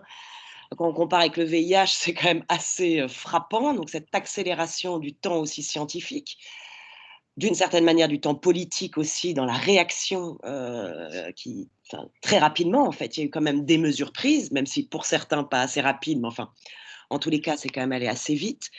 Mais plutôt, moi, sur cette dernière dimension d'accélération du rythme de vie, avec presque, pas juste un sentiment d'urgence, mais en même temps presque un sentiment d'étouffement, en fait. Et je pense que ça, alors pour revenir à ce que disait Pascal, si on fait voilà, le lien avec nous, le vécu, dans la recherche, on le sent très fort, mais voilà, je vois, il y a d'autres collègues là, je pense, dans le monde de la santé, il doit aussi y avoir les professionnels de la santé, je pense aussi ce sentiment, ok, enfin, il y a une telle accélération des tâches avec, en même temps, c'est ce que dit, c'est là où il y a de l'aliénation, c'est-à-dire une perte de sens, c'est-à-dire on fait, mais on ne sait même plus pourquoi on est dans une espèce d'accumulation de tâches. Mais du coup, pour en revenir à Haraway, qui à mon avis fait partie de ces autrices où il faut un petit temps faut décanter. Donc je suis à nouveau pas sûre d'avoir tout compris, mais voilà, je sais qu'il y a des choses qui vont me demander du temps, mais sur ce présent épais. Voilà, moi je suis pas sûre d'avoir tout compris parce que oui, bien sûr, ok, pensons les temporalités autrement. Et comment on sort de ça? Enfin, tu vois, je veux dire, on est quand même assailli par ce sentiment de jamais avoir le temps, mais aussi ce sentiment d'urgence, tout en sachant, on devrait, bien sûr, on doit aller au-delà de ce sentiment d'urgence et qu'il faudrait pouvoir un petit peu plus anticiper. Et le Covid aurait pu, en tous les cas, être anticipé. Et on est encore à raisonner, voilà, un Codeco tous les 15 jours, quoi. On est encore sur un court terme incroyable avec des mesures qui changent de manière. Enfin, on est hyper court-termiste. Donc, comment, en fait, ok, du souffle, comment se réapproprier un futur vivable? Enfin, c'est compliqué quand même, je trouve. Enfin, voilà. Oui, c'est très compliqué. Et ah oui, c'est très inspirant, mais c'est rarement pratico-pratique. Ça, c'est un truc que j'ai remarqué. Et donc, oui, comment faire du coup? Comment agir? Alors, elle parle de contention. Alors ça, je trouve que c'est intéressant, quoi. Elle dit c'est une contention passé, présent, futur, c'est-à-dire qu'on peut pas, on doit résister, ou en tout cas, on doit fabriquer un rapport au présent qui soit cette idée d'épaississement et de contention. Alors, qu'est-ce qu'elle veut dire par là? Elle veut dire, voilà, mais c'est extrêmement difficile à traduire en termes pratico-pratiques. J'ai bien des difficultés à le faire, mais ce qu'elle veut dire en tout cas, c'est que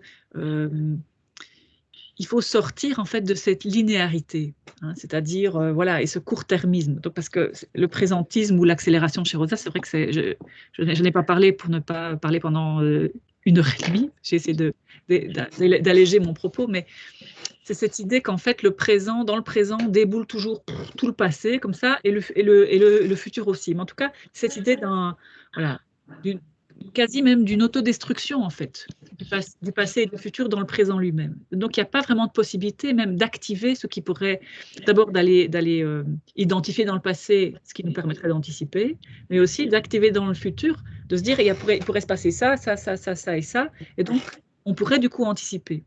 Je pense que la réponse d'Haraway, avec toutes ces métaphores autour des tentacules il y a aussi le compost, etc., hein, cette idée qu'alors finalement tous les filaments finissent par produire quelque chose qui est plus que ce que c'était au départ, c'est prendre le temps sans doute d'activer à la fois de prendre conscience de tout ce qui est historiquement, de tout ce dont on hérite en fait, en termes de choix, etc.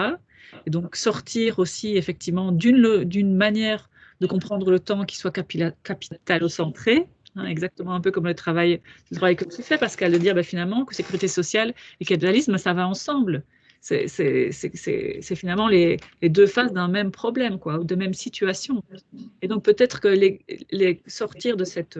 parce que regarder l'envers d'une monnaie, c'est finalement toujours regarder la même monnaie, quoi. Donc peut-être qu'il y a une autre histoire à écrire.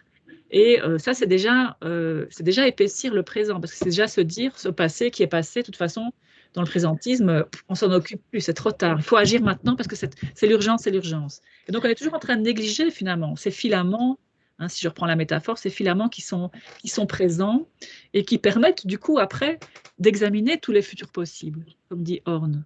Tous ces futurs possibles, imprévisibles, et peut-être même qu'il y en aura d'autres, mais en imaginer beaucoup et pas simplement à imaginer des scénarios, style justement crise du Covid avec des types qui nous montrent des modèles, etc. Avec 3 scénarios, mais bon, ça c'est vraiment, je veux dire, une manière de pas du tout activer le futur, quoi. C'est dire c'est 1, 2, 3, ou bien bon, on se souvient de Codeco avec des slides et des trucs à n'en plus finir, voilà, mais ça c'est pas ça, anticiper les futurs possibles. Ça c'est cette gestion justement hyper court-termisme, c'est de dire dans quel monde on vit, qu'est-ce que ce sera, je sais pas, mon village dans 30 ans, qu'est-ce que ce sera l'hôpital dans 40 ans, c'est ça. Et donc c'est aussi laisser la place à ce temps très long, en fait, qui permet après de se dire, alors, ce que je suis en train de vivre, voilà, est une manière de nourrir ce que je pourrais vivre ou ce que les autres, les générations futures et les non-humains peuvent vivre aussi, quoi. Donc voilà, je dirais ça sans vouloir trop déborder, pardon. Alors, dernière micro-intervention du coup d'Aline, et puis on devra hélas déjà clôturer, mais on vous écoute. Voilà. Parce que ce que tu viens de dire, Nathalie, ça me fait un peu penser à ce qu'on peut entendre dans les logiques de la physique quantique, en fait, d'avoir une gestion du temps complètement délinéarisée, je ne sais pas si on peut dire ça, je sais pas, il y aurait peut-être des croisements à faire avec des physiciens pour essayer de penser le futur en ces termes-là. Oui. Un truc qui me fait penser à ça. C'est tout à fait juste, en fait, ce que tu dis, parce que quand elle dit c'est un espace-temps diffracté, elle fait référence, en fait, aux travaux de Barad, Karen Barad, qui, voilà, en termes de physique, essaye de croiser physique quantique et études de genre. C'est un travail complètement démentiel, mais voilà, dont ça inspire beaucoup. Donc, c'est tout à fait juste, ton intuition est tout à fait... Je pense que ce sera mieux que la médecine quantique prônée par certains pour soigner le Covid, quoi. Bon, eh bien du coup, un grand merci à vous deux et à toutes et tous pour votre écoute. Je vous annonce déjà donc, comme vous ne l'aviez pas encore entendu, que notre prochaine séance sera plus que probablement le 10 mars prochain en présentiel, et on aura l'occasion d'écouter le professeur Nicolas Thirion de l'Université de Liège sur la démocratie sanitaire et l'état de droit, et il sera discuté par Elisabeth Paul de l'École de santé publique et par Charlotte Pézeril, ici présente. Et puis pour clôturer par beaucoup moins ambitieux que la physique quantique, je terminerai par Barthes qui nous propose de trouver déjà un lieu habitable en soi, et ce sera déjà un commencement pour la suite du projet du refuge. Merci à toutes et tous. Merci. Un grand merci, au revoir, merci beaucoup. Merci Nathalie, merci Pascal. Merci, au revoir. Merci beaucoup. Au revoir, bon après-midi. Salut.